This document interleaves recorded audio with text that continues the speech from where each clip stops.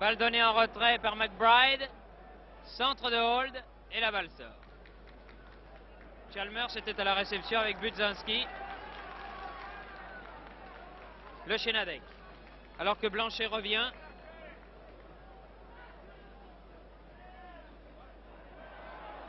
Blanchet qui a tout de même pris un coup. Kovacevic. Mani. Suodo. Michel. De Michel maintenant.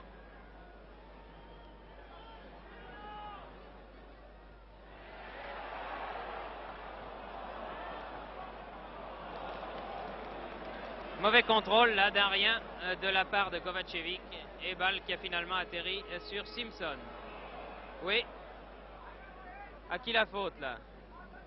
À l'Écossais qui s'est baissé ou au Nantais qui s'est appuyé? L'arbitre la donne au Nantais alors que McBride se rend coupable d'un geste d'humeur. Pourtant les Écossais ont le match en main depuis un bon moment déjà et il est visible que les Nantais ne pourront les inquiéter. Michel.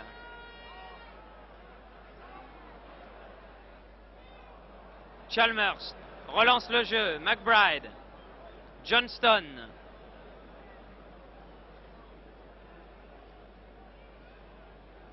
Encore 7 à 8 minutes sans compter les arrêts de jeu, c'est-à-dire peut-être 10 minutes en tout. McBride. Budzinski. De Michel.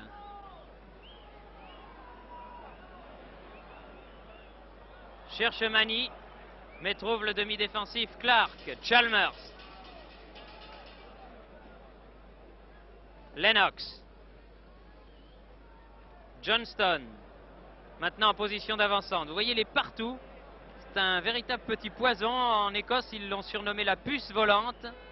Et vraiment, il mérite bien son surnom.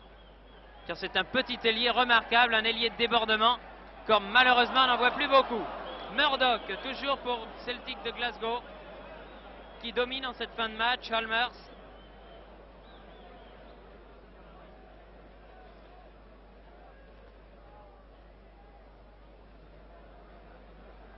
Johnston, Murdoch, Gemmell, balle mise en touche en faveur des Écossais.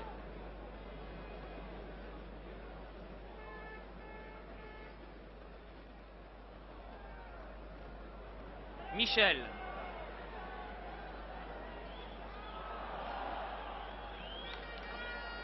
Michel dont les progrès sont étonnants, c'est un jeune joueur qui n'a que 20 ans.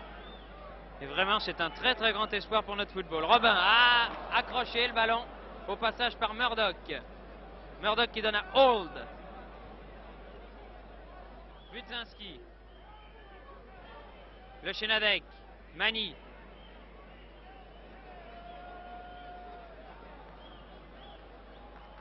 De Michel. De toute façon, au point où ils en sont, les Nantais peuvent tous monter à l'attaque. Ils ne craignent plus rien, qu'ils soient battus 3-1 ou 4-1. Cela ne change rien, alors que s'ils revenaient 3-2 par exemple, sait-on jamais, le Celtic de Glasgow subira bien une défaite sur son terrain fétiche de Celtic Park à Glasgow dans une compétition européenne un jour ou l'autre. Alors pourquoi pas mercredi prochain contre les Nantais. Mais je doute toutefois, sur le vu de ce match, que les Nantais puissent battre nettement Glasgow en Écosse. Cela me semble tout à fait impossible. Je souhaite évidemment me tromper. Pendant ce temps-là, les Écossais gardent la balle. Johnston, Lennox. Tir de Lennox au-dessus.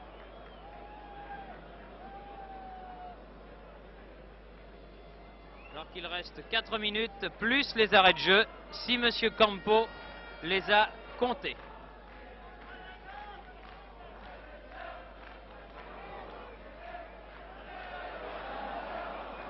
Clark.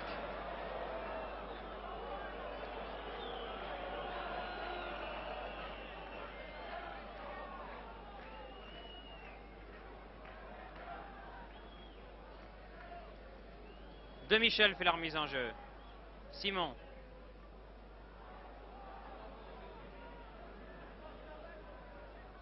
Robin. Ah, mauvaise passe de Robin, elle était destinée à Suodo, mais c'est Chalmers qui repart. Robin, qui réussit le petit pont, c'est-à-dire qu'il fait passer la balle entre les jambes de Chalmers. Blanchet. Et là, l'arbitre donne coup franc. Alors que c'était beaucoup moins évident que tout à l'heure. Ah, vous savez, il y a des choses que l'on comprend difficilement.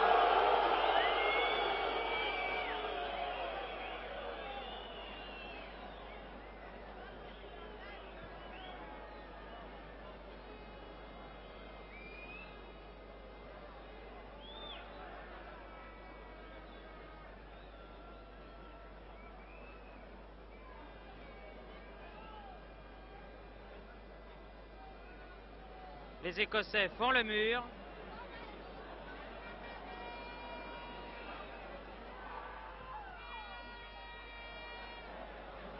Et la balle finalement arrive à Simpson.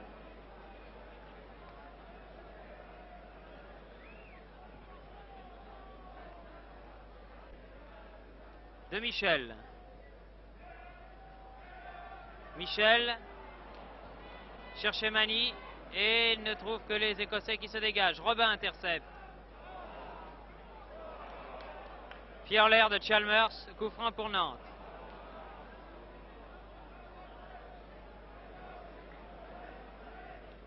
De Michel.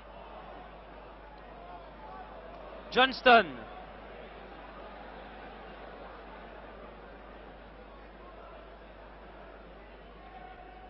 Johnston toujours. Balle au centre pour Chalmers, l'auteur du 3e but. Tir de Lennox, mais bien arrêté par Castel.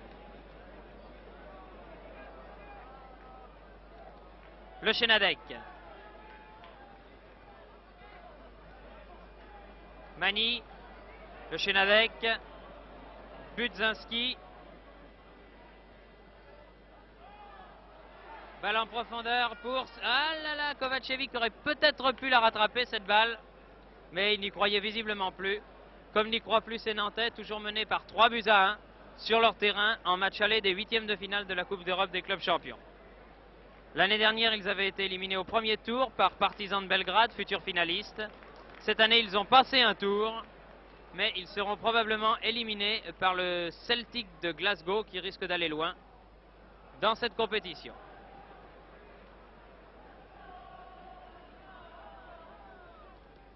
Lennox.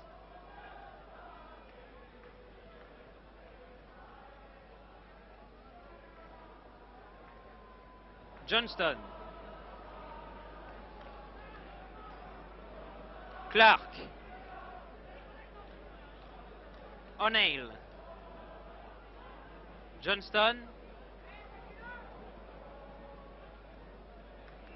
O'Neill. Hors jeu.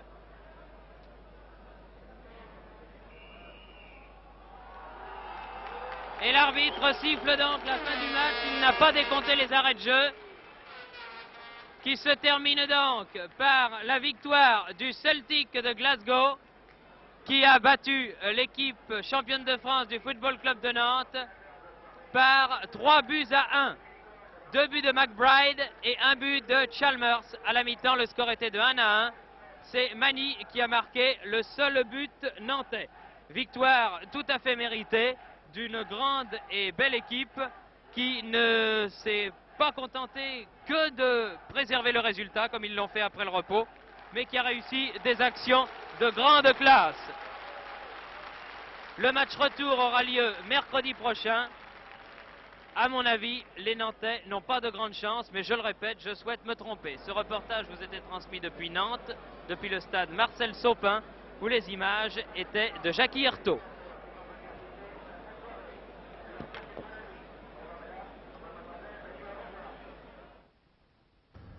Voici maintenant une émission parlementaire de Jacques Legris, réalisée par Antonia Calvin.